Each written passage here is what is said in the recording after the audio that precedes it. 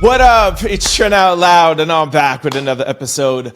All right, depending on what time zone you're in, it's Sunday night, but for some of y'all, unfortunately, I'm sorry, it is Monday morning. But from our Monday morningers, don't worry, I have a great show to help you get your morning started off. And Sunday nighters, listen, Monday's approaching, I know, but just soak in the weekend, man. You know, it was a good 2 days, whether you relaxed, partied, whatever you did. We had a weekend, so let's just get ready for Monday, right? That's at least what I'm telling myself. All right, y'all, I have a great show set up for you guys today. We got 3 stories in Behind the Feed and Off the Record, everyone's new favorite segment. TMZ backs down and admits they lied about Diddy. Jay-Z, Rock Nation, Lil Uzi Vert is going to jail, and Max B was released from jail. In our lead stories, over 1,000 flights has been canceled for a second day in the row. And also, Donald Trump wants to send you, Americans, $2,000 in a stimulus check. In quick news, we're going to talk Kim Kardashian, Miss Universe Thailand, MJ's nose, IG backlash, Outkast, Salt-N-Pepa, Elon Musk, Donald Trump, MJ impersonator, a pastor who wants to end women's rights, Jeff Bezos, and Blueface. As always, we're going to close out the show with comments of the day, social discussion of the day, and question of the day. Also, for those of you who are sick and tired of spam phone calls and text messages, we're going to tell you about a 14-day free trial with Aura. Y'all know what time it is. Turn your TVs, your radio, your devices up. Come on, man. We're about to start this show. Let's go. All right, in our first story in Behind the Scenes and Off the Record, I know a lot of you are here for the Jay-Z and Uzi Vert story, but pardon me while I take a small little victory lap for 2 seconds, all right? So yesterday I was on IG just checking out our posts and our comment section, and I saw this. Trent, you were right again. Diddy's official Twitter account denied it, and Mark Garagos called it a phony story on 2 Angry Men, and Harvey basically conceded it wasn't true. Best in the game, with a round of applause. Thank you very much, Jamie. Okay, so I was like, what's going on here? So I went to TMZ, and I know that they were talking about the article and what we spoke about a couple of days ago when TMZ alleged that Diddy was caught drinking in jail, okay? So I went to TMZ, and they didn't make a new post. All they did was add something to their existing post. If you go to it, you'll just see an update. Here is the update. It says, on November the 8th at 2:35 p.m., Diddy's family, which runs his official X account, has released the following statement unequivocally denying our story. And this is what the Twitter feed wrote. The rumors claiming Mr. Combs was caught with alcohol are completely false. His only focus is becoming the best version of himself and returning to his family. Then at 3:38 p.m., 1 hour later, Diddy's family spokesperson told TMZ, Mr. Combs is in his first week at Fort Dix and is focused on adjusting, working on himself, and doing better each day. As with any high-profile individual in a new environment, there will be many rumors and engaging stories throughout his time there, most of them untrue. We ask that people give him the benefit of the doubt, which is the only line that I'm like, I don't know. Why should we give Diddy the benefit of the doubt? But whatever, they're a hired spokesperson for the family. We ask people give him the benefit of the doubt, the privacy to focus on his personal growth with grace and purpose. Okay. By the way, for those who didn't see, I told you all that story with TMZ was not true, okay? So let's just go to the podcast, 2 Angry Men podcast with Mark Garagos and Harvey. Take a listen. Right. Yeah, I mean, I can't tell you, what the percentage is. But calls. Yeah, I mean, make calls to people. How many times do I call you, Garagos? I mean, I know that. And you sit there and you say, what about this? What about this? I keep, no. We did that today. And so, on a story we were working on. And so, for the phony story that Ciroc planted about Diddy. It wasn't Ciroc. That's hilarious. hilarious. But no, we talked. We had 4 or 5 phone calls today on that story before we put it up. All right. So the guy in the middle was, I think, Blake Lively's lawyer, and they were talking about false stories and media and coverage and the media doing their due diligence. And that's when Harvey brings up Diddy, etc. Now, there's a couple of things I don't like about this. A, Harvey literally laughs for at least 3 or 4 seconds, like a full belly laugh at a story that he knows is not true. A, Mark says there, yeah, this phony story that Ciroc put out, and then Harvey goes, ha ha ha, it wasn't Ciroc. So he's literally telling you right there in the podcast, it wasn't Ciroc, it was somebody else. Because if it wasn't a phony story, he wouldn't say, wait, hold on, don't say that it's a phony story, Mark. No, he goes, ha ha, it wasn't. So he's saying basically it was a phony story, but it wasn't Ciroc, and then continues to laugh for 4 or 5 seconds. And then the other thing that bothers me about it is that when this story came out, it was on every single blog. TMZ put it out and it was on every single blog everywhere. But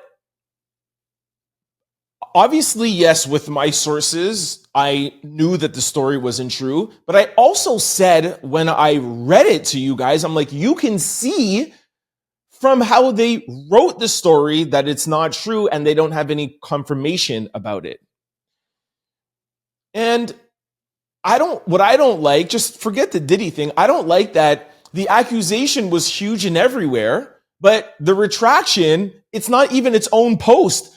The retraction is just an update and him laughing on the podcast. Like, I just don't think for a conglomerate like TMZ, I don't think that is responsible. Just my opinion. Again, take the Diddy thing out of it for a second, however you feel about Diddy. Just imagine that was you and you were in jail or somebody you know or whatever, and there's a media company as big as TMZ laughing about a post that they made that they're indirectly saying is not true.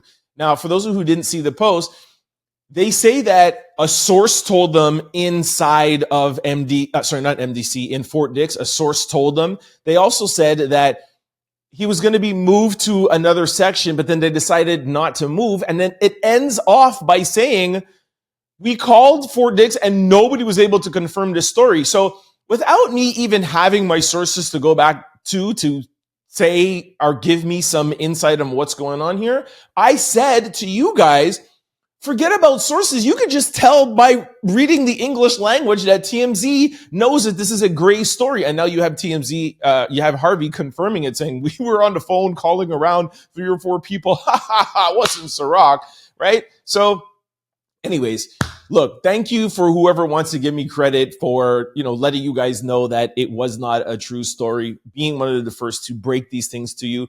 And, when I reported on the story, I said that it came out and I didn't even want to talk about it because I didn't think it should even be that much of a big deal because it was such a gray story to begin with. But then I said, so many people were sending it to me. It was all over on the blogs. I came out the next day and I was like, look, let me try to, give you guys, the true story here, the way how we do in behind the scenes and off the record, right? So, without getting myself in trouble. So anyways, that is it. Thank you all for the out louders who, respect my integrity and respect my work that we do here. I know there's a couple of haters in the comment section sometimes, but overall, I know that you guys trust my word when I tell you something, even though sometimes I have to say allegedly so that I don't get sued. Anyways, thank you very much for the comment. And let me know what you guys think about this topic in the conversation below, in the comment section below.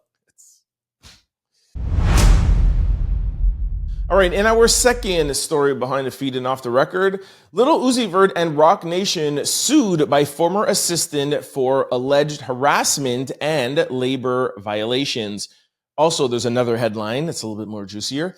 Lil Uzi Vert and Roc Nation sued over ex-assistants accusing him of harassment, says that he sent questionable text messages, demanded that she come into his room at times, and allegedly made her work for JT without pay. Okay, now bear with me as I read this. You guys know how YouTube is. I'm going to try to edit it as much as I can, but get it across to you, okay? Little Uzi Vert is catching heat over a former assistant who filed a 16-page lawsuit in Los Angeles County accusing him, Rock Nation, and Little Uzi Vert LLC of everything from SA and unpaid overtime. The woman, identified as Jane Doe, claims she worked for Uzi from 2022 to 2025, and it says the job left her emotionally drained and broke. She says she was promised $50,000 after leaving her job at Balenciaga, but ended up working extreme hours, sometimes up to 39 hours straight, while covering her own travel, food, and work expenses. In the lawsuit, Doe says Uzi Vert crossed serious boundaries by sending her inappropriate vanishing mode messages like, okay, I cannot read this out to you. Some things, again, that I cannot read out to you. And let me see if I can read this one. I'm by myself right now. Send me something, okay? Like a picture. She also says he asked her to stay in his hotel room, telling her, I just want to sleep and I don't want to be by myself. And then some other things that I cannot read out, okay? And again, we told you in the title, some of it was essay and some other questionable things. Jane Doe also accuses Uzi of making racially charged comments, allegedly saying no black rapper would be able to tell a white girl to stop being soft. Well, today I am. She claims the harassment got worse when he was on DRUGs and that he often sent her aggressive text messages while under the influence. By 2024, Jane Doe says she had started therapy after suffering a burnout and emotional distress. Around that same time, she claimed Uzi Vert's girlfriend, JT, fired her own assistant and had Doe work for her too without any additional pay. After years of what she calls harassment, overwork, and unpaid labor, Doe says that she finally quit April 2025, calling it a breaking point. The lawsuit accuses Rock Nation executives, Jay-Z, Desiree Perez, of ignoring her repeated complaints and failing to take action. Jane Doe is suing for emotional distress, unpaid wages, and damages. Okay, now, we have talked to you guys a lot pretty much this year about civil suits and Rock Nation, etc. Now, one thing that the Diddy and Cassie case did is kind of open up a precedent where back in the days, civil suits were civil suits. It was, hey, we don't have enough to go to a criminal court, and or I don't want to go to a criminal court. I want my money. And that is up to the victim to decide how he or she wants compensation. Some people like, I want you to go to jail. Some people say, I want money. Now, when the person decides they want money, they can either go quietly to the person and say, hey, I'm going to accuse you of this. I want you to pay me $10 million. The lawyer comes back and says, no, I'm only going to pay you $100,000. And it's up to the victim to decide how much they want. If it is not the amount that they feel is enough for them, they can go public. We'll talk about going public in a second. Now, the thing that the Cassie and Diddy case did is pretty much now any civil trial, the cops know that if they go in to speak to the Jane Doe or the victim or whatever, they may have enough evidence to file criminal charges. So almost every civil suit right now, the cops open up an investigation, start questioning people and start talking to people. That is what's happening now. And that is why you keep hearing Jay-Z's name come up on my show, other people's show, and in the media, because Jay-Z has a management company and he manages, and your manager is responsible for these artists' action. That's why you hear me talking about him with Megan Thee Stallion, and now Lil Uzi Vert, also with his own claims with Tony Busby, also with Ramir. Like, Jay-Z is literally dealing with court cases every day. I could unequivocally confirm that to you. I wish I could tell you more, but I didn't get a defamation letter or anything, but I kind of got a little nudge, wink, wink that Rock Nation is watching the show and they're not happy with the way that we're framing their their news or our coverage of their news. So, my lawyer told me to just be very careful. I'm still going to cover it, but I'm just going to be extra careful right now. But having said all of that, we have got confirmation from sources that this could end up being something along the lines of Diddy-esque. Now, I didn't have to tell you the text messages, but you could just hear in the complaints, yeah, there was no freak-offs, but there were some pretty bad things that she's accusing him of. Now, hold on a second. Just an hour ago, this came out. Lil Uzi Vert's ex-assistant quietly dropped her SA lawsuit against him and Roc Nation just 17 days after filing. Lawsuit accused Uzi Vert of unwanted SA advancements, making her work without pay. Diddy was accused of that, like with everybody, and also accused Roc Nation of disregarding her claims. You heard all of that with Bad Boy. All of these people that worked at Bad Boy, nobody wanted to listen to the claims, this, whatever, blah, blah, blah. Now, again, it's not on the level of Diddy, but it's, there's some things that sound very familiar. Now, let's read a little bit more. As previously reported, Lil Uzi Vert and Roc Nation were named in a lawsuit by Uzi's former assistant after she claimed that she was SA'd and not paid for overtime. Well, now it appears the case quietly dismissed. There's no word on what prompted the dismissal of the lawsuit, but it's definitely interesting considering the jaw-dropping allegations Jane Doe brought forward regarding Uzi's behavior. In her October 20th filing, she attached graphic text messages from Uzi over the years where he allegedly begged her to come into his hotel room and even requested that she send him some pictures. There's some more graphic word there, but y'all know what it is. Just 17 days after going to court with these claims, Jane Doe decided to drop her lawsuit against the rapper and his management company, Jay-Z, Desiree Perez, and Roc Nation. According to court documents, this case was dismissed with prejudice, meaning she cannot refile in the future. Now, y'all know that Jay-Z likes to fight things in court. He fought Tony Busby. He dragged out his Ramirez thing. He doesn't want to give any DNA.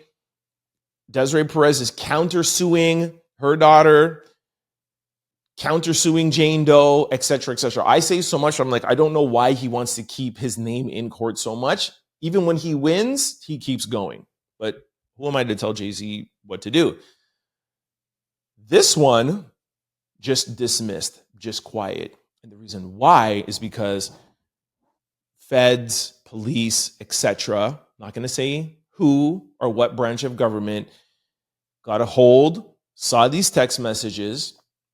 If you guys remember the Diddy trial, 90% of that trial was over what? Text messages between Cassie and Diddy.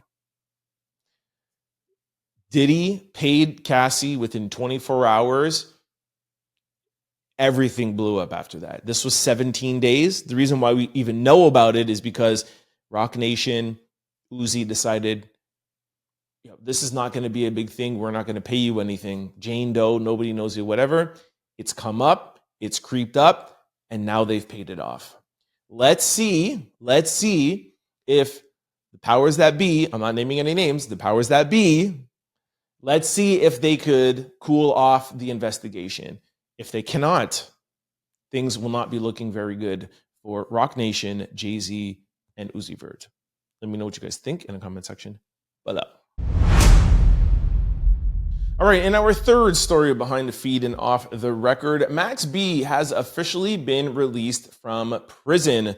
All right, this story actually has no business being in behind the feed and off the record because I'm not telling you guys anything that's behind the scenes or off the record. I'm just putting it in here because it's jail. I feel like everything jail is just always going to be in behind the feed and off the record. I might change the name of the segment to "They Going to Jail." I know some of you guys get mad at that title. I think it's funny, the title of our YouTube shows. Everyone's going to jail. Anyways, shout out to Max B. Also, you know what I wanted to ask you guys? Well, I have a video. I'm just going to play it beside me. The video I'm playing it beside me is Max B and French Montana. Y'all know that they were super tight, really close. But you know what? I can't remember what Max B went into jail for. I can't remember the beef between him and Jim Jones. I just remember the Max B track coming out and he bringing in a whole new wave and a whole new sound. And that was like his word, like wavy. But I honestly don't remember what he went to jail for, Jim Jones, the whole Max B wave. So I wanted to ask you guys, like I do sometimes when I know it's my job to let you guys know everything. I'm challenging y'all. Does anybody remember what Max B went to jail for and what the beef was between him and Jim Jones? Just so much that goes on in the hip hop world. I don't remember what happened 10 years ago. So I'm challenging y'all, even though it's my job. Anyways, I don't know what you guys think or what he went to jail for in the comment section below.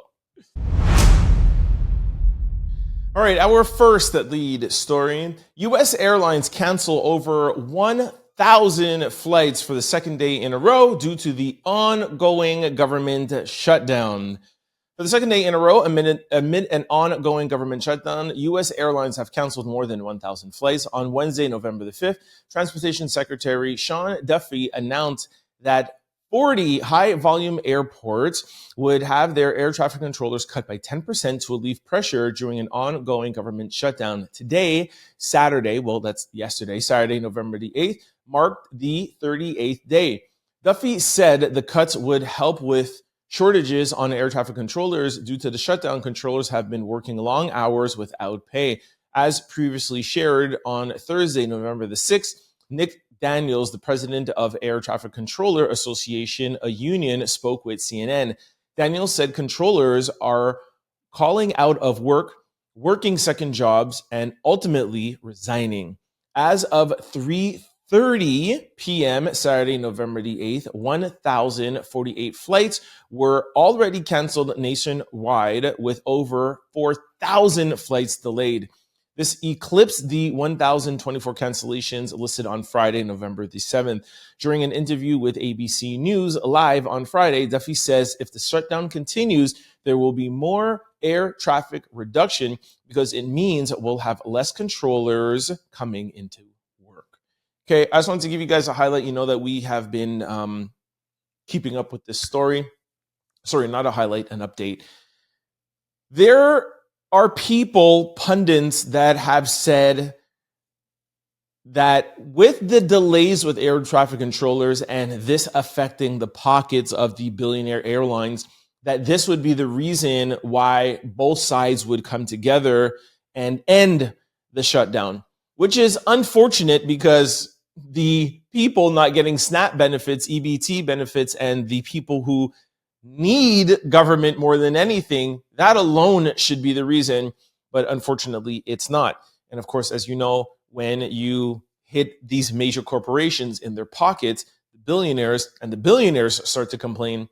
Unfortunately, that's when people listen in the government more. Now, it's been, I don't know, 3-4 days. That would mean that this shutdown should be coming to an end this week, but I actually don't think the pundits are right. I hope they're right, don't get me wrong, and not for the airlines. And like this, I feel bad for the people who are in traveling. They have to get to places and do whatever. That's stressful being in airports all day, but I hope it ends for the people that need it most, the 42 million Americans that depend on SNAP benefits. That should be the unequivocal reason why. But I don't think SNAP, I don't think the airlines, I do not think that that is going to be the reason why this shutdown ends. I really think that the Democratic Party has decided to take a stand and they are not backing down and they do not want to give in to Donald Trump and his administration. Now, let's not get into if they should or if they shouldn't. I have voiced my opinion on that. Some of you don't like my opinion, which I completely respect. But let's more talk about the Republican side today, which I have voiced before, but I want to reiterate today. Donald Trump and his administration are at some point going to have to make a decision. If the Democrats are holding firm, how long is the Donald Trump administration going to go with air traffic controllers, big money, airlines on their back, and the American people on their back? If Democrats hold the line, Donald Trump and his administration are going to have to make a decision at some point. Now, in our second story, I'll let you know what Donald Trump is attempting to do today. I just wanted to make sure and break it up. But Donald Trump is coming with his typical tactics, and it's gamesmanship. It's, sorry, I don't know if gamesmanship is the right word, but he's playing games is more what I want to say. So let's go over to our second lead story and find out what Donald Trump is trying to do without opening the government. All right, in our second lead story, Donald Trump wants to end the filibuster, pay the people, and make America great again by paying Americans $2,000 in tariff dividend checks to shrink the $37 trillion national debt. How is Trump doing this? All through his Truth Social account. I hate saying that word. Okay, let's just read through a couple of Truth Social. Do you call them tweets? I don't know what you call them. Truth Social socials, okay? Less crime, more Trump. Without tariffs, we have none of the following I just posted. This is from Donald J. Trump. People that are against tariffs are fools. We are now the richest, most respected country in the world without almost no inflation and a record stock market price. 401ks are the highest ever. We are taking in trillions of dollars and we'll be beginning paying down our enormous debt, 37 trillion. By the way, they're not taking in trillions of dollars, but I'll continue. Record investment in the US, plants, factories are going up all over the place. A dividend of at least $2,000 a person, not including high income people, will be paid to everyone. Now, I want to stop there. This is a Truth Social statement. For these things to happen, it will have to go through Congress. So, like what I was saying in the first story, this is what Donald Trump does. He uses words on his own platform, and people on the right are like, yo, everything that Donald Trump says is going to come through. He's going to give us $2,000. He's going to do this. Tariffs, we're getting trillions of dollars. Everything is right, instead of looking at the actual facts. And don't take what I'm saying. Just do your own due diligence. Just do your own work. Like, literally type in somewhere, like, is Donald Trump giving us $2,000 checks? Like, when will we get our $2,000 check? And you will see, regardless of wherever you type it in, it will say, this is not true. Donald Trump just said this on Truth Social. What would it take for this to happen? You remember in 2020 when those checks were given out? Do you guys understand the process that had to go through to get those checks out? The ones that Donald Trump stopped so that his name and signature could be on it. It was actually passed by the previous administration, but Donald Trump put his name on it. This is what Donald Trump is doing. And I'm not on Donald Trump's side or the Democrat side. I'm just here to talk facts to you guys. This is what he's doing. Instead of taking to Truth Social to say, hey, it's Sunday, or whatever he wrote this, it's Saturday. Meet me in the Oval Office Monday morning, Democrat leaders, Republican leaders, and let's open up the government. He's continuing to play games. And this is why I'm telling you guys that I would love for the shutdown to be done, but he is not in that place. He is still in the place of holding the lines while playing games. Sad. A couple other things he tweeted out. He said, Obamacare sucks. The worst healthcare for the highest price. Pay the people, not the insurance companies. Republicans should terminate the filibuster. The Dems will do it the first chance they get, which is not true because they did have a chance and they didn't do it. End the shutdown. Sir, you could end the shutdown right now. pass lots of great things and win the midterms. So easy to do. Be the smart party, not the stupid party. Terminate the filibuster. Make America great again.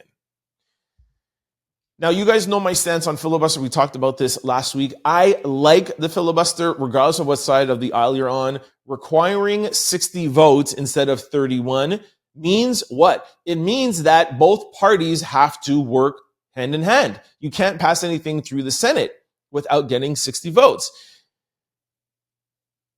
I am an independent. I like when both sides work together. I don't like when it's all Democrat views. I don't like when it's all Republican views because it's not representative of the country. So maybe the Democrats might end the filibuster. Maybe the Republicans might, but I think things will get worse. We might not have a government shutdown, but what we will do is the party that is in power will just put every single thing that they want through without any checks and balances. And then the next party that gets in power, then they will just run everything through. The Senate having 60 votes is one of the best things in the Constitution and that America did. And I hope, just my opinion, I hope that they keep it. Now, one of the things I think they should do is pack the court and put more justices. But that's a whole other question for a whole other day. You know what I mean? But anyways, that is my two stories really together, but want to separate them.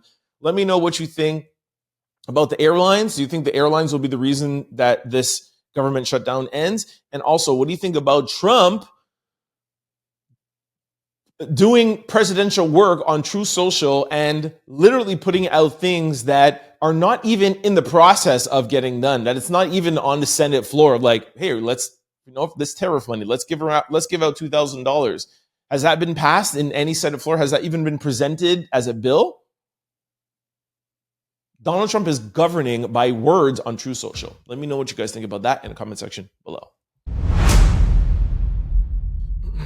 All right, this brings us to quick news. Ring my bell. All right, our first quick story. Kim Kardashian reveals she failed the bar exam. I was so close to passing. She put this in her story. She said, well, I'm not a lawyer yet. I just play one very well dressed up on TV. 6 years into this law journey, and I'm still all in until I pass the bar. No shortcuts, no giving up, just more studying and even more determination. Thank you to everyone who has supported and encouraged me along the way so far. Falling short isn't failure, it's fuel. I was so close to passing the exam. That only motivates me even more. Let's go. Hey, how is she stealing my let's go? See how influential I am? Even Kim Kardashian's stealing my let's go. Look, a lot of people are ridiculing her over this. I think a lot of people forget that her father was a lawyer, so that's part of her inspiration. And I like this. She has done a lot of criminal justice reform. Some, of course, speculate, why is she doing this? She could do more, blah, blah, blah. Let's not get into that. And you guys know, like, I don't watch the Kardashians and I don't get too much into them. But for some reason, for what I know, I feel like she actually really wants to do this. And I've heard things where she said after she's done with the persona of Kim Kardashian, she actually wants to just go off into the sunset and actually really practice law. And I believe it. So that's just my 2 cents on this. Let me know what you think about Kim K and her failing the exam. Do you guys think that she really wants to be a lawyer? Let me know in the comment section below. All right, in our second quick story, just a little follow-up from yesterday in episode 615, when we told you about Miss Universe Thailand and that guy, Hawa, that disrespected Miss Mexico. He has yet to apologize to her. He's apologizing, saying, I'm a human, please forgive me. He hasn't been fired yet. But I did get a video from someone that he was on stage, kind of like, not manhandling, but kind of like being just inappropriate, let's just put it, with another contestant. I'm going to play the video beside me. And from far, it doesn't look like anything. But when the camera zooms in, you can see the pressure on her arm. Like, this guy is just like the one word I could say is that he's just a little weasel. Like, I just want to people like this, men like this literally drive me nuts. Anyways, we will keep following up on this little dude here, and I will let you know. I want this guy to be fired. I want him to be exiled. Like, this is just ridiculous. I just don't like this person. And you know, I don't have hate in my heart, but I don't like this guy. He just seems so egotistical and arrogant. And like yesterday, I was mad seeing this video of like, that's something that you do to like your child or something. It's like, yo, come here. You know, like if you're like in front of people and you're like, hey, I told you a couple of times, like, you know, you're trying to reprimand them, but like not, and you don't want people at the party to see, hey, this is a grown woman, bro. You know what I mean? Like, anyways, these things piss me off. So let me just, what do you think about Miss Thailand, Miss Universe Thailand, Hawa in the comment section below? All right, our third quick story. Michael Jackson's original nose was big. That's the point. He felt immense insecurity around it. To not showcase that would be a misstep on production. We know Michael Jackson was beautiful before his rhinoplasty, but unfortunately, that's not what he felt. Them adding the prosthetic isn't mockery, it's accurate. All right, what are we talking about? For the third day in a row, the Michael Jackson biopic. I also have another story a little further down about a Michael Jackson impersonator. I am very, very excited for this movie. A lot of people are. Every hour in my timeline, something shows up with Michael Jackson or the movie, people breaking it down, his nephew playing him. I love it. One of the major things people are talking about is the nose that his nephew, I don't remember his nephew's name. I think it's going to come up here. Jafar. Jafar is his nephew's name. And people were like, yo, his nose is so big in the trailer. I said it too. I don't know if I said it to you guys, but I know I thought it. And I was like, oh, you know what I said? I said, there's different phases that they show. Some of them don't look real Michael-esque, but I think they probably had a hard time really covering all the way from a kid to an adult. So now we find out that it is his nephew, and then it was a prosthetic nose. So people are saying that they feel like it's exaggerated, but what people are saying is they're making it exaggerated, not as a mockery, but they're making it exaggerated to more show that Michael felt like it was exaggerated. Does that make sense? It makes sense to me because his nose really wasn't that big, but they're doing it to get the point across in the movie. Now, of course, nobody has seen the movie. We're just going on the trailer, but it now makes more sense to me why it stands out and kind of looks a little bit more exaggerated, but that's probably how Michael visioned it, right? So really thought that was really good.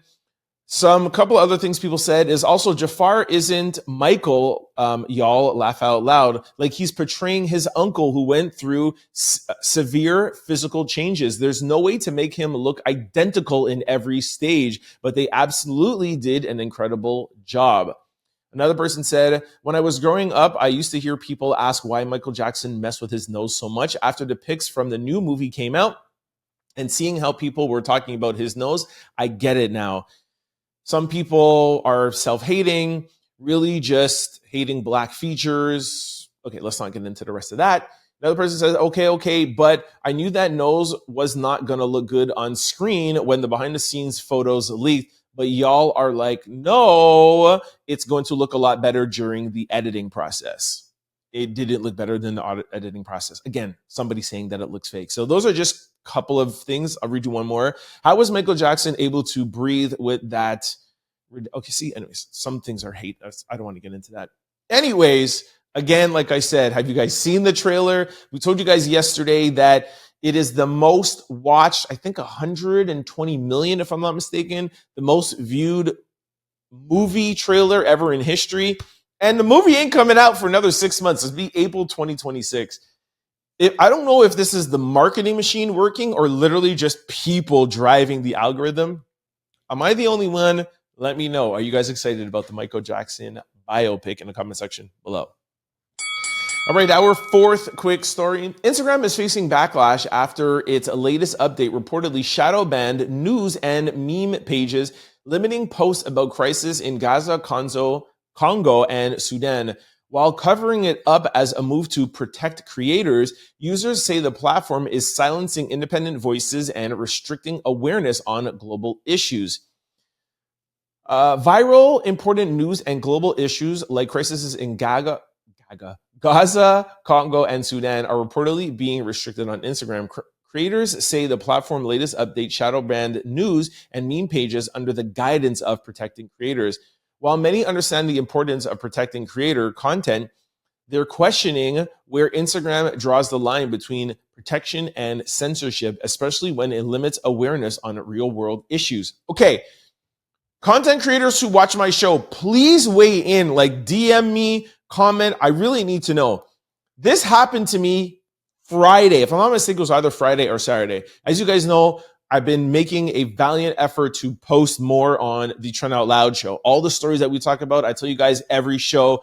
Follow us, follow us, follow us. Now, we've been getting a lot of views, a lot of attention. We posted the other day on our 600 episode that we're at close to 8 million views. We actually hit 8 million views. We're at like 8.2 now, monthly views.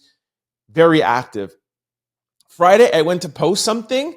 I went back to check to see how it's doing. And I got a notification that says, your Instagram account can no longer be shown to people who don't follow you, which for those of you who are not content creators, that is horrible. You do have your followers, but now with the algorithm, how it works is it doesn't even matter how many followers you have.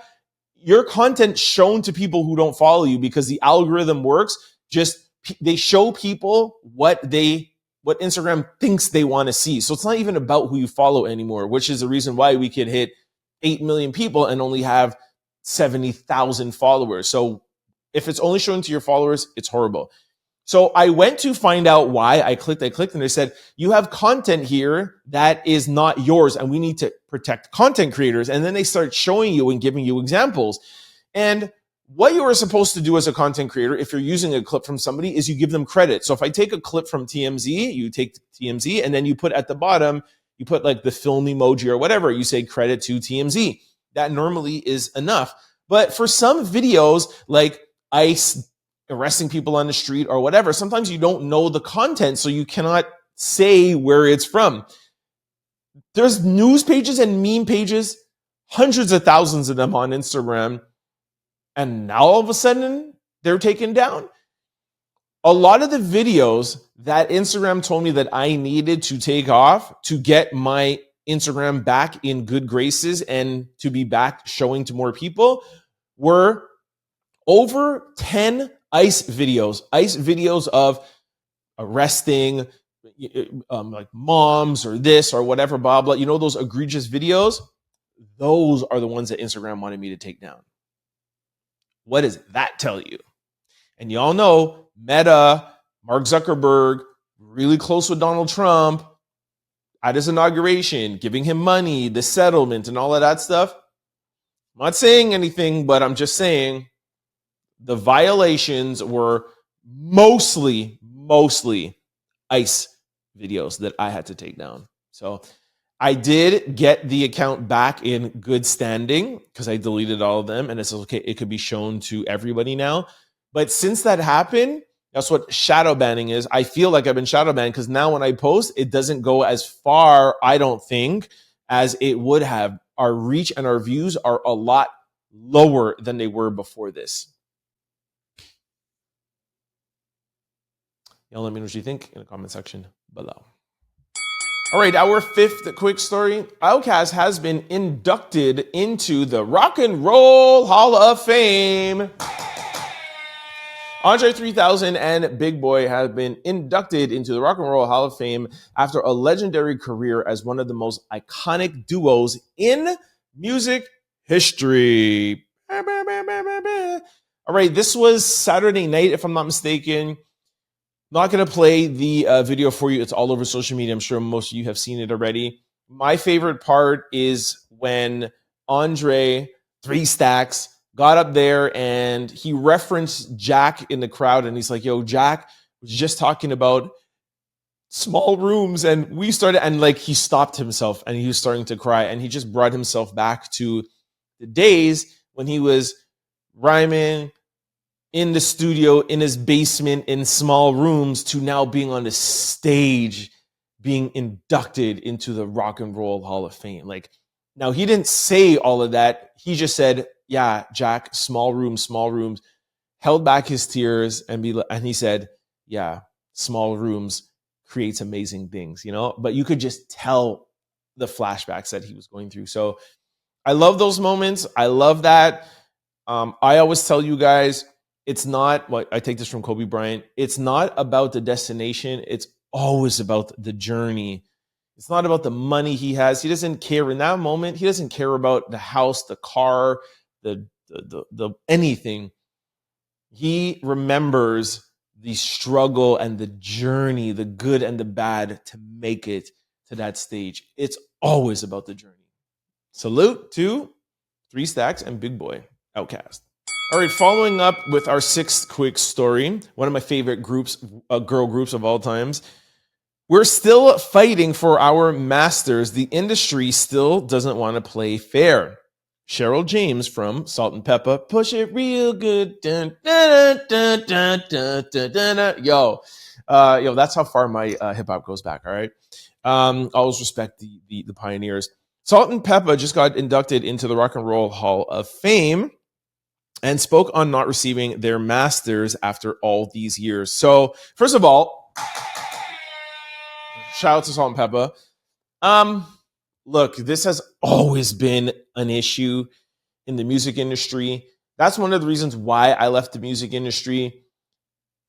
Getting money as an artist, getting money is incredibly hard. It's just, and as a manager, you make a percentage of what your artist makes. So if your artist doesn't make any money, you don't make any money. And to think after all these years to be inducted into the Rock and Roll Hall of Fame and your speech has to be, y'all are still taken from us. You can't give us your masters back. Like they don't even own their own music. And it's just really, really sad to see. But let's concentrate on the positive. They're in the Rock and Roll Hall of Fame. And hopefully this will bring a light or shed a light to a point where whoever owns their masters are like, here, you can own your own music back. So y'all know I'm always in the ladies' corner. Shout out to Salt-N-Pepa and Spinderella cut it up one time. All right, in our 7th quick story, Optimus will be the most popular product the world has ever seen. Elon Musk declares Optimus, Tesla's humanoid robot, will be the biggest product ever during the 2024 We Robot event.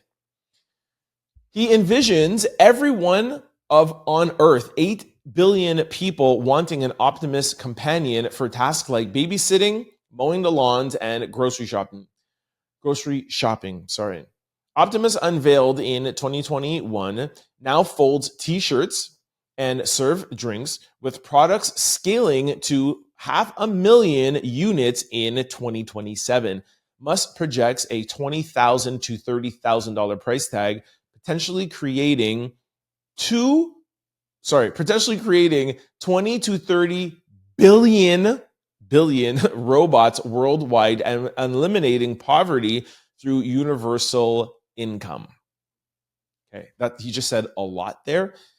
He also went on to say that Optimus will be able to do surgery better than any doctor. They'll be able to do anything better than anybody. And Elon has this vision for the world that includes these robots, these 20 to 30 billion robots, and humans are just going to get a paycheck from the ultra trillionaires. Can you imagine somebody's going to be a multi-trillionaire? It's crazy. But yeah, the multi-trillionaires will just pay like a universal income to humans to just human around, while robots just do everything. Just cut our lawn, do our groceries, babysit, do surgery, do this and just do it. And we're just going to be like, hey, Optimus, yo. It's crazy. Now, as much as I love technology and I love everything that's coming, I will say that is a little scary. But I always think that humans are going to human. I'm not the ones that think that like these bots, not bots, but these human bots are going to like take over humanity and we won't exist and this world will just be robots. I just don't think that. If you understand how it works, that is almost an impossibility to happen. Let me know what you guys think in the comment section below. All right, our 8th quick story. Donald Trump falls asleep in the Oval Office. All right, this is a story that came out, I don't know, 2 days ago or 3 days ago. I didn't want to put it, sorry, not that I didn't want to put it. I didn't put it in the show because I didn't think it was a big deal. But, you know, I'm here for the people. And so many people sent me this. Was like, yo, you got to put this on the show. You got to put this on the show. And yeah, Donald Trump fell asleep in the Oval Office. Here's why I didn't think it was a big deal. When Joe Biden fell asleep at times, I didn't think that was a big deal. So Trump falling asleep during a press conference while Dr. Oz is talking, I don't think is a big deal either. Now, I understand because Trump called Sleepy Joe, and now it's ironic that he is now the president and he's falling asleep. So I understand like the taking the opportunity to be like, haha, you know, but I always just think that if you don't think something is wrong on one side, you shouldn't think it's wrong on the other, right? I'm not 80 years old. I've fallen asleep at places. You know what I'm saying? Like I have been sitting down somewhere and been like so tired or so exhausted, I've kind of like nodded off. I told you sometimes in the Diddy courtroom, like we all were nodding off. You saw everybody. We had to be there 5 days a week from 8:30. Well, no, sorry, like 7 o'clock till 5, 6 o'clock. Go do stuff or whatever. Come back. There's people nodding off all day. Like, look, I get it, but it happens. So if you gave Joe Biden grace, give Trump grace. But again, I understand he didn't give Biden grace, so I understand why you guys are not giving him grace. I totally get it. Let me know what you guys think in the comment section below. I hope you guys are happy I put it in the show. Let me know. All right, our 9th quick story. Here's a feel-good story for y'all. This mother handed out 200 goodie bags on a 10-hour flight in case her baby cried. Yeah, you heard this right. 200. All right, I'll put this picture up here. This is a picture of the bag, the goodie bag. And there was a note inside and said, hello, I'm Juwao, and I am 4 months old. Today, I'm going to the U.S. with my mom and grandmother to see my aunt. I'm a little nervous and scared because it's my first flight of my life, which means I may cry and make too much noise. I will try to be quiet, though I cannot make any promises. Please excuse me. So my mom prepared a little goodie bag for you. It has some candies and earplugs. Please use it when it's too noisy because of me. Enjoy your flight. Thank you. So apparently she gave this out to everybody on the flight. Here's a couple. First of all, super cute. Like, super cute. Here's a couple of things, though. 200? I understand if she made like 4 goodie bags and it was like the people in the row. She went out and bought 200 earplugs. She went out and bought candy for 200 people. She put them in 200 bags. She printed this card out, cut it out, put it in the bag, sealed the bag, and then got up and handed them out. That's a little bit crazy to me. I'm sorry. It's a cute story, but I find it a little bit odd. And the caption is, on a 10-hour flight from Seoul to San Francisco, one mother handed out 200 goodie bags to fellow passengers. Each bag had candy, earplugs, and a note from a 4-month baby saying sorry in advance for crying during the flight. Again, so adorable, but I think it's a little much. On the after that, I do want to say one thing. I love kids. You guys know my sister has 4 kids. Totally always patient with kids. Kids are going to cry. I will say one thing, though, from somebody who used to travel a lot. It is difficult when you're on a plane and a kid's crying. It's extra loud and they cry so much. Well, when they cry, it's so much. It's the hardest time for somebody to have to deal with crying. So I can understand why she would be like, oh, let me try to help. Again, like I said, I think making 200 is crazy. And how do they let her pass with that? Like, did they ask her, like, what's going on? I guess they probably checked her bag. But yeah, so I think this is nice, like I said, because that is the one time where I'm like, oh, I cannot deal with this. But I deal with it because, like I said, family, kids, I love it all, but it's tough. Anyways, let me know what you think about the mom, and let me know what you guys think about babies on flights in the comment section below. All right, our 10th quick story. There's an MJ impersonator that's going viral, and I'm going to play it beside you because I can't play it with audio, because it has MJ's music in it. It's copywritten. So this MJ impersonator, who of course obviously adores Michael Jackson, he went through cosmetic surgery to make himself look like Michael Jackson. He actually really does look like Michael. It's pretty scary. Anyways, he did a reaction video where he was reacting to the Michael Jackson trailer.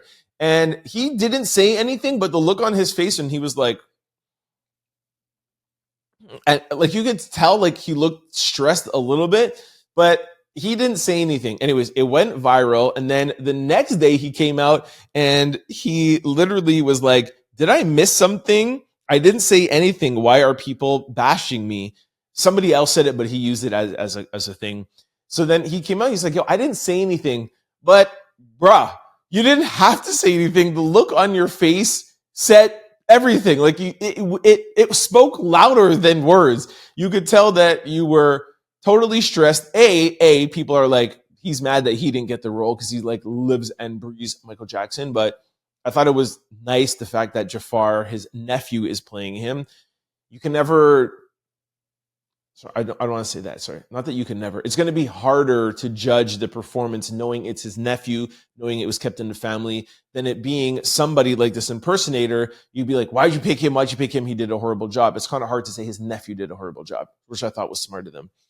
Anyways, we're going to put this up on our Instagram page later tonight for you, those who want to check it out. Again, just look at his face. I tried to play a little bit here for you already, but just look at his face and you could tell the stress on bro's face. But I think what's nice is that he loves Michael so much, loves the family so much. Even though he saw things that he didn't like, he was like, yo, I'm going to just keep my opinion till the end. I'm going to wait to see the movie. This was just the trailer.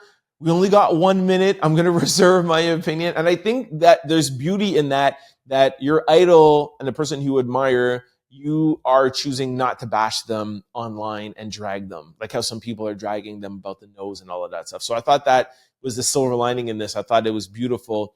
In this day and age, in 2025, everybody wants to go viral for dragging somebody and nobody even cares. It could be their hero or somebody they like. They'll drag them just to get viral. So I like this, and I think that it's a good sign. Let me know what you guys think in the comment section below. All right, in our 11th quick story, Christian nationalist pastor called for ending women's right to vote. All right, we posted this up on our Instagram page. I don't have the caption, but let me go and read it to you guys. I was going to play the video, but I chose not to just because of the ridiculous and horrific things he's saying. I don't even want that, but as I tell you guys all the time, even with stories I don't want to cover, I feel like it's my job to cover viral things that are going on out there. So I wanted to let you know, okay? Christian nationalist pastor Dale Partridge, along with several others, are making headlines for publicly advocating to repeal the 19th Amendment, the constitutional amendment that guarantees women the right to vote. Dale argued that nearly every single legislation, moral atrocity in the last 100 years was made possible by the female vote. He goes on to say abortion rights, talking about Obama, just a bunch of ridiculousness. And a couple of people in the comment section were putting Handmaid's Tale memes. And again, I want to show it to you guys just to show you where parts of this country are going. People are talking about Project 2025, etc. Now, I'm not saying that this has to do with Donald Trump. I'm not saying that the MAGA or anybody has to do with this. Just want to be fair. You cannot say that.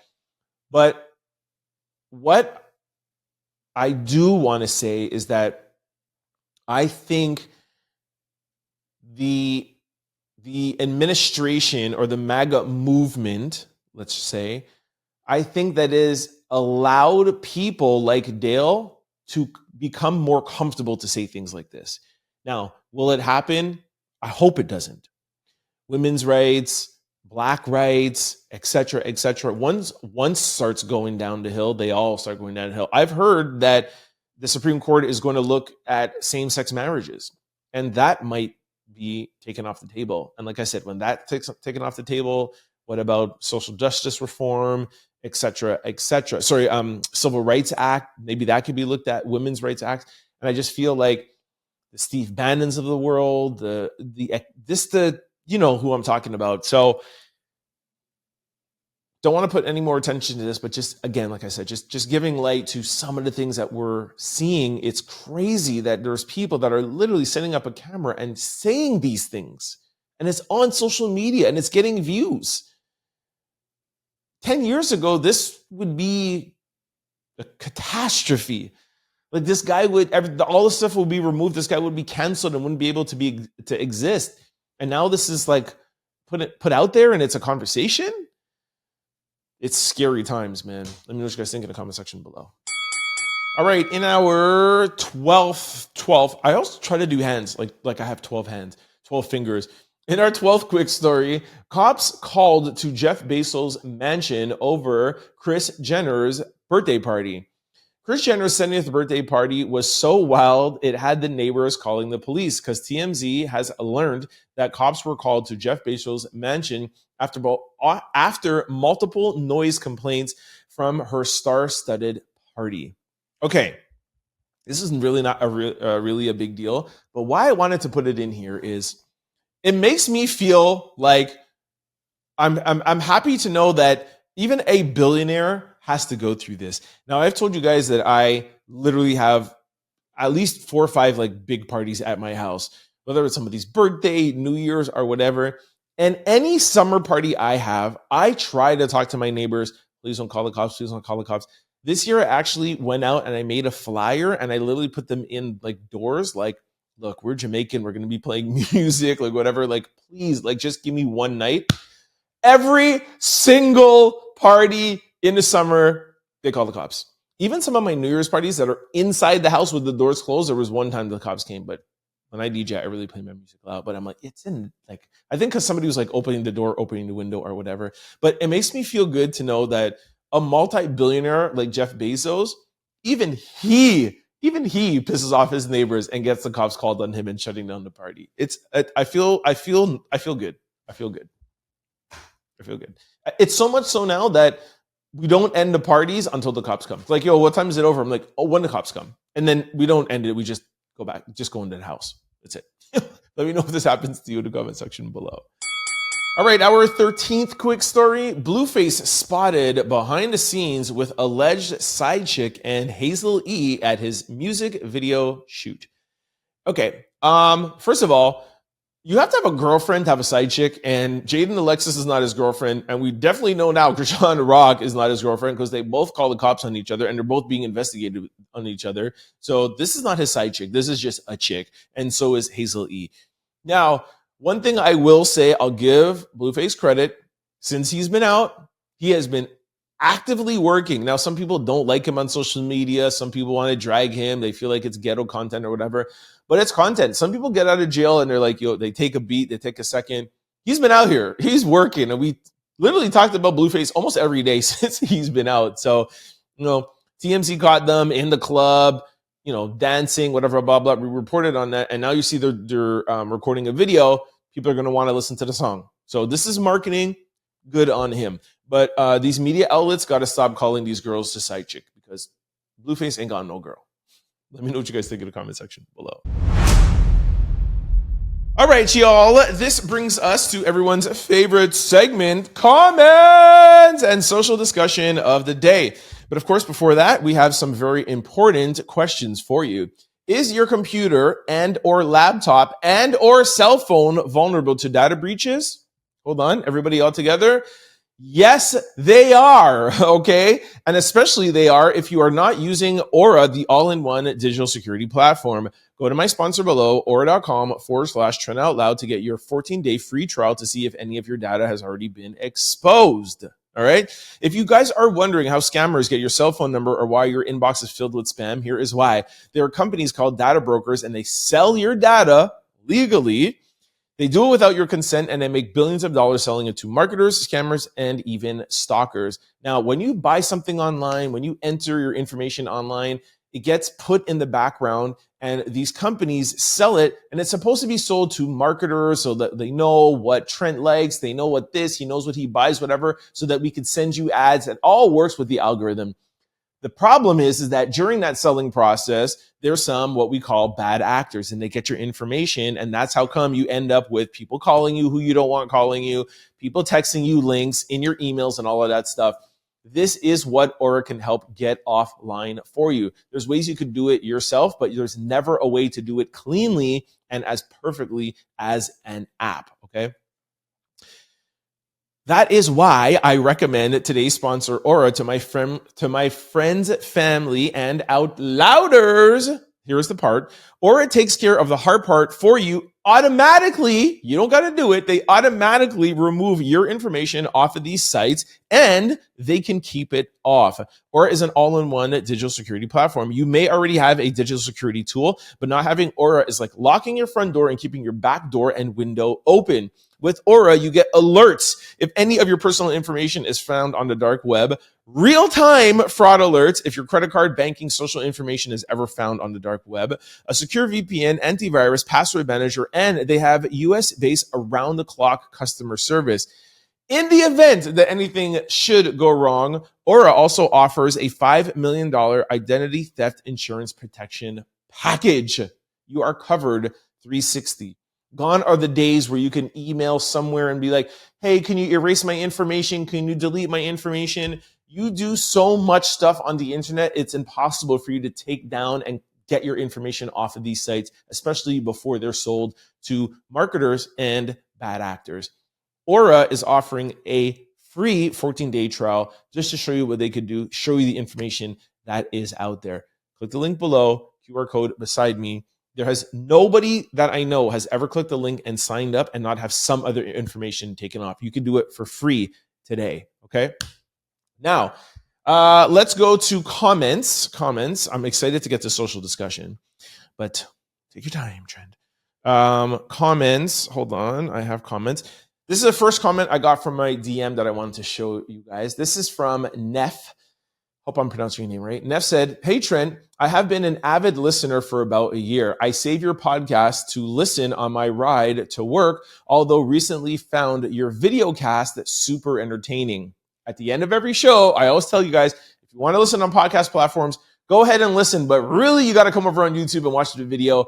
The animation that you get from me is bar none. All right, make sure you check us out on YouTube. Anyways, let me get back.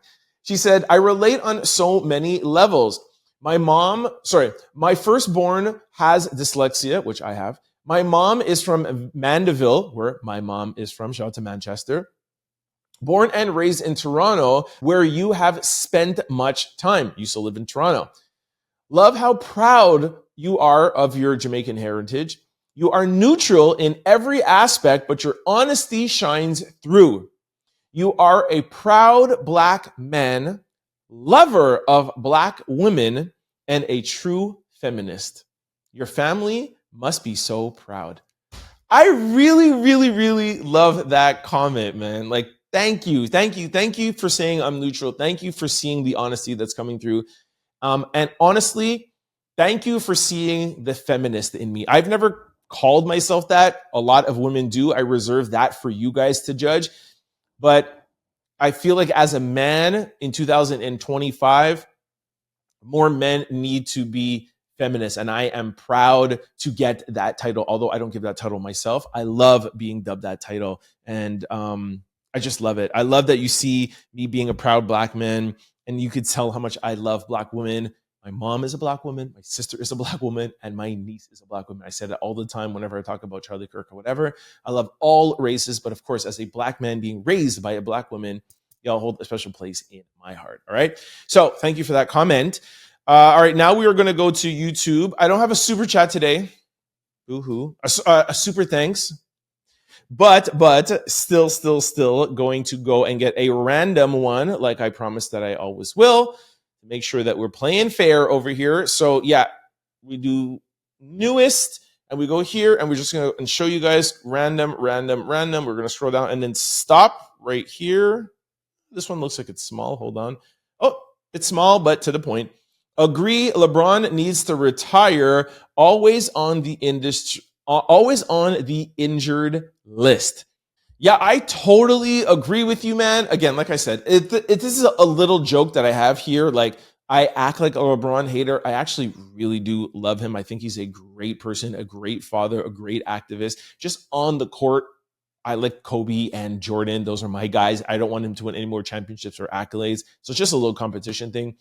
But yeah, the injury list, yes. But even more beyond that, I just think that he's doing a disservice to his own legacy by staying, not winning. And like we talked about yesterday, bro, your team is doing a lot better without you. They're 7-2 without you. You're going to come back in. You're going to pull the ball away from everybody. The offense is going to run through you. The same thing is going to happen. So I think you should retire.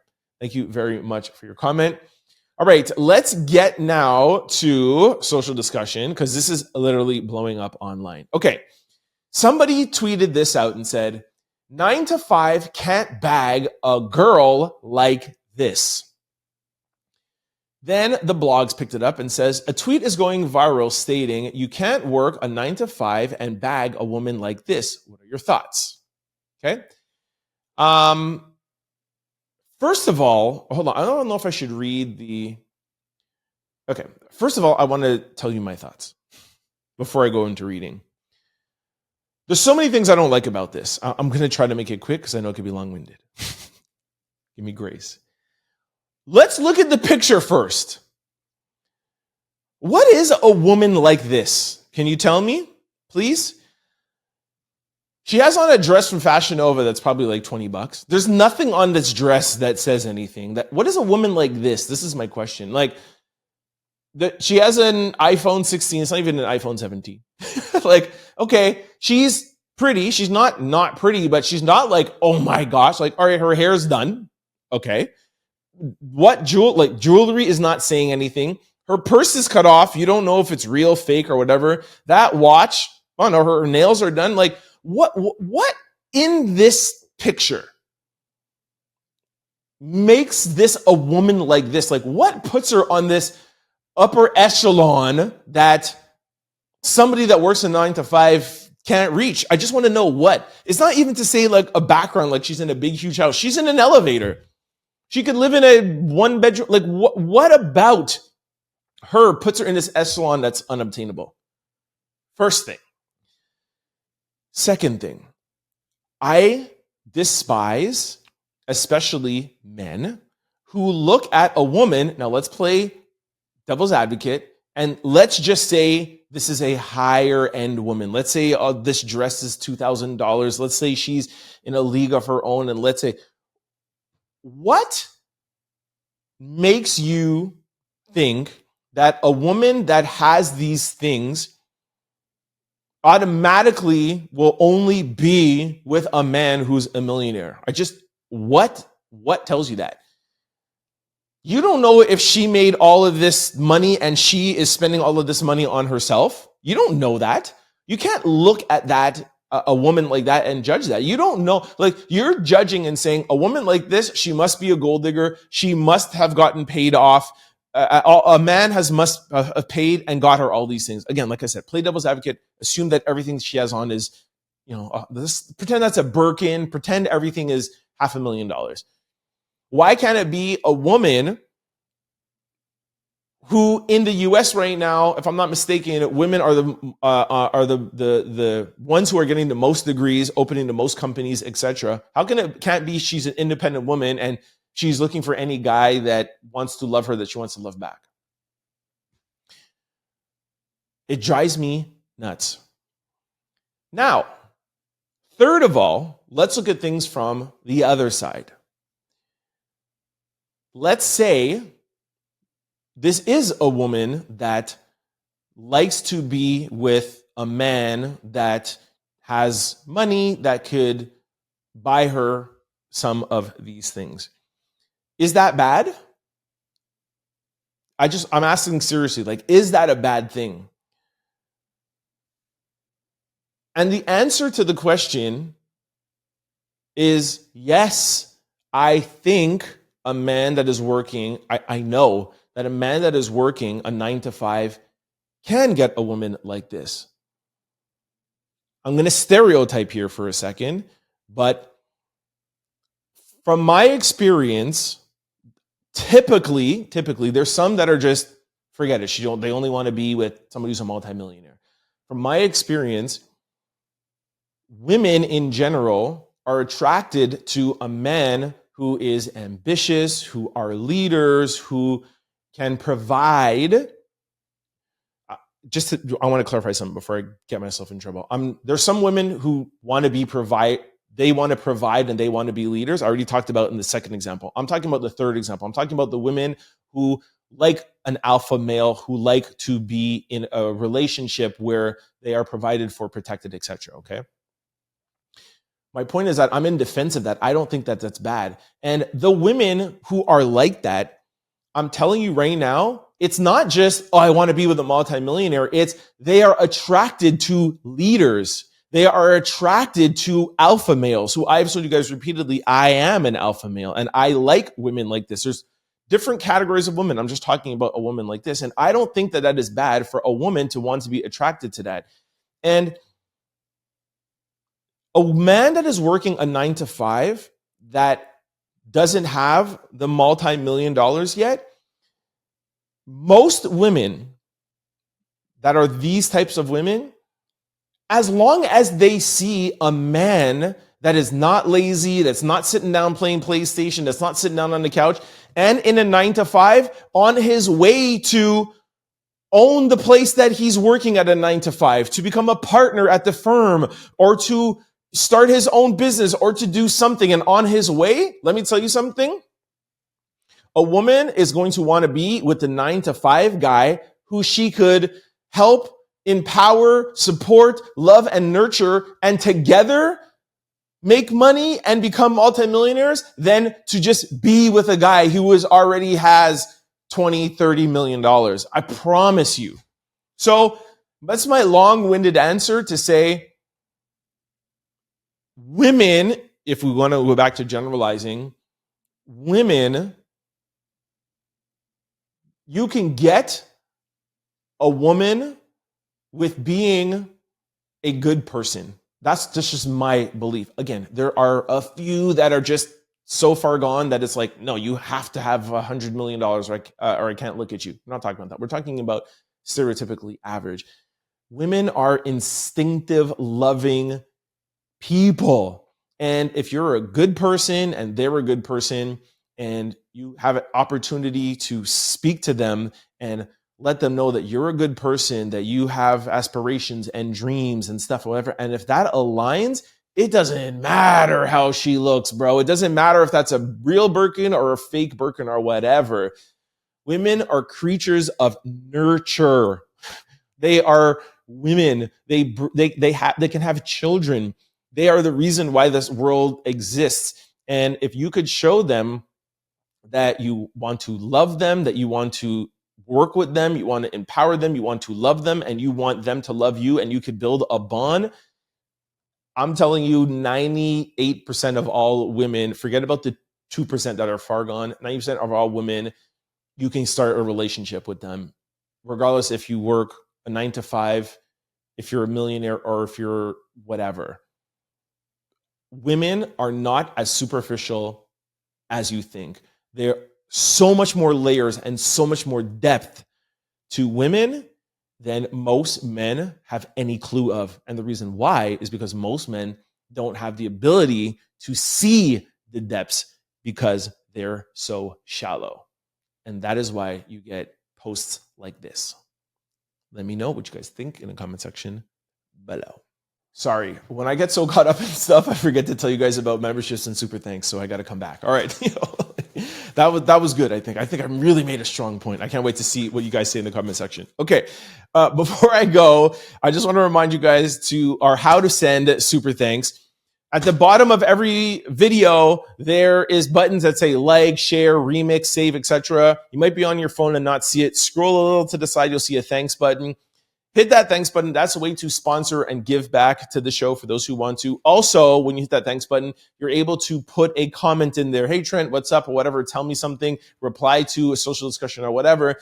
The beauty of social thanks. The beauty of super thanks is that it alerts me when you send me a super thanks. I get a notification. It's almost like sending me a text message. And with that, I will read your comment the next day. And of course, we'll appreciate because you're sending support to the show, okay? Here is YouTube explaining it better than I can. Buy a super thanks by clicking the thanks button under your video. There are multiple price points a viewer can purchase that each have their own special one-time animation. As an added bonus, viewers will get to post a distinct, colorful comment in your video's comment section. All right, and also for those of you who want to sign up to the Out Loud membership, there is the first link below or the join button above me. With the Out Loud membership, you get loyalty badges, emojis, member-only live stream videos, member-only videos, early access to new videos, and membership shout-outs. Also, the thing that I do is I have a vlog that I do maybe once or twice a week. And we get really personal. We deep dive. I take some questions. I tell you guys some stuff. If you like social discussion or question of the day, you will really like our vlogs.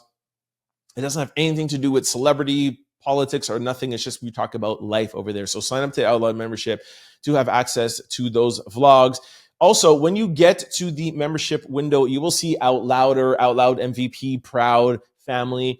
Those are just like a tip menu deciding on what you would like to give for the month. We want to give people options. It all gives you the same access. So don't have any hesitation to just take the first one, the entry level one. It gives you the same as Out Loud MVP, okay? Again, it's just a tip menu. So sign up today and become an official Out Louder. All right, this brings us to question of the day. All right, I found a fun question of the day. What's your family's nickname they need to stop calling you? Somebody said, I'm the baby of the family. All my brothers and sisters are much older. I've been called Boo-Boo, and I'm 33 years old, and I still get called that. Another person said, Butterball, because I'm born on Thanksgiving. Somebody said, Puka. My mom used to call me Pukiaka. What's up, Ma? Little man, I'm 6 feet 5 inches tall. That's funny. They ain't gonna stop. I've been Snoop since the day I was born. Sierra Compton, summer 82.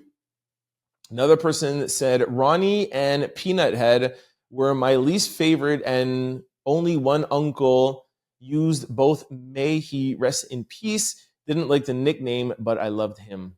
Ronnie and Peanut Head. Okay. So my name is Isaiah, right? And I was a crybaby back in the day, and my entire family used to taunt me with the name Chrysia. Okay, I'm just reading that wrong. I'm going to skip it. Another person said, love any nicknames from friends and family. Another person said Pearl, but I love it now. My mama from I was 2 years old called me Pookie. See, my mama kind of put a little twist, Pukiaka. She has not called me that as an adult, though. Another person said, Anne, my nickname is Anne. My real name is Kyla. Where did that come from? I'm embarrassed to say, Sticker Bell looks like I was 7 or 8 years old and didn't want to bathe. Oh, Stinker Bell, sorry. Look, I was 7 or 8 years old and I didn't want to bathe. I'm 50 now, and I bathe multiple times a day. Stinker Bell? That's funny. Somebody said strawberry shortcake. They knew I had sugar in my tank when I was little. That reminds me of one of our Out Louders here, Strawberry Daiquiri. I wonder, was that a nickname from when you were a kid? Another person said man, potato. What are some funny ones here? Shark bait. Okay. Nana, Pumpkinhead, Pookie, Shrek. What? Big Mama. Juice, Friendly, it's weird. Tinkerbell. Anyways, I thought this was funny. In Jamaica, everybody has a nickname. It's crazy and kind of funny. In Jamaica, they'll give you a nickname that has to do with like something that describes you. So if you're tall, they'll call you Tolly. If you're dark, they'll call you Darky. You know what I mean? It's just like Big Belly Man or Belly Man or whatever. So yeah, everybody has nicknames. Let me know a nickname that your family wants, a nickname that your family calls you that you want them to stop. But we all know the joke is we don't really want them to stop because we all love it, all right? So, Mom, next time you call me, say hi, Pukiaka. Let me know your nickname in the comment section below.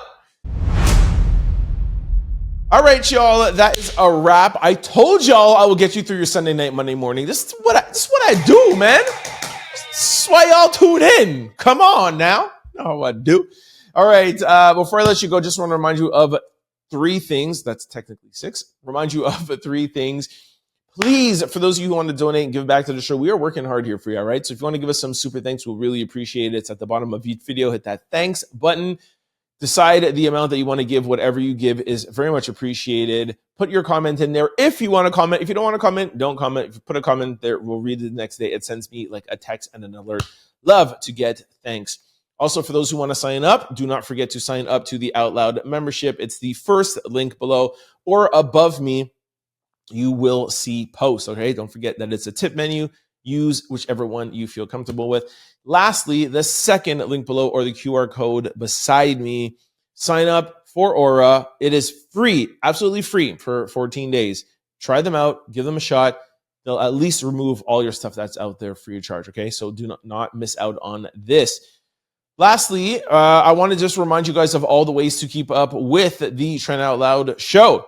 For those of you who like to listen to your shows during the day, go over to any podcast website because we're available on all of them. Make sure you type in Trend Out Loud. The show will pop up. Do not forget to hit the follow and subscribe button so you can be notified every time we upload a new show. And just like YouTube, we upload daily. I told you we're working hard here for you, man. 7 days a week. Come on, the Trend Out Loud show.